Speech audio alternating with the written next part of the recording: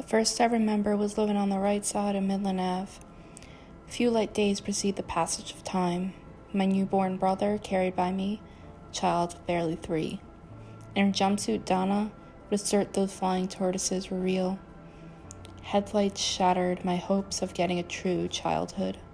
A laced memory and a bleeding picture are the only remnants of that day. I swing around the laundromat cart with a holler. All I hear is Marie. Don's disgruntled face told me I'd be eating fish for dinner. Here lies the end of the South Shore. Before I knew it, he huffed and he puffed, and we were there no more. Rosebank, Rosebank, Rosebank, the upside-down house. Robbed one too many times by friends who played pretend, the big bad wolf began to disappear and rematerialize on a whim. Sunlight gave me the strangest of goosebumps, throat heavy, no breath, clawing. I'm purple, no more playing. Dragged back into that house. Our last time living in a real house. We had to say farewell. The left side of Midland Ave is a time I would like to forget. We lived next to a bar with a green gecko atop. The aroma of pungent whiskey still tickles my throat. The big bad wolf locked us away in our tiny cottage without food or heat, without caring what would become of us. Tonsils plagued me, ears deceived me, sleep didn't work anymore. The fix was anything but, and almost a fatality. Sometimes, memories can be the only thing you want to leave behind. Norton Ave. Look, Ma, I can spell it now. We lived next door to Don and Diane, the only real family I've ever known.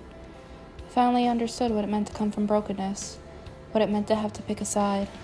Young love is hard, but when you're that young, you don't understand that smashing guitars on sidewalks seem like entertainment, but I assure you can only lead to heartbreak.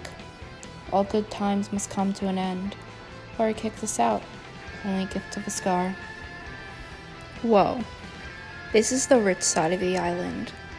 How can we afford Yetman? Well, the Italian Greyhound could afford a basement and nothing else. I still don't mind those couches we called our beds or those food pantries we called our closets. Bullied and teased for being who I was. I thought I was deserving of this. Only positive thoughts come to mind when the house on top of the hill is spoken of. Fresh mutts, a real red sauce, and an overwhelming train whistle heard all too often. I had my own bed again, in a room larger than a 12-year-old brain could comprehend. I was content. Continuing to be a recluse at school meant I could fall further into my books, my video games, and nothing more. We only told a few where we were off to. Saying goodbye to the Italian Greyhound was the most wretched of goodbyes.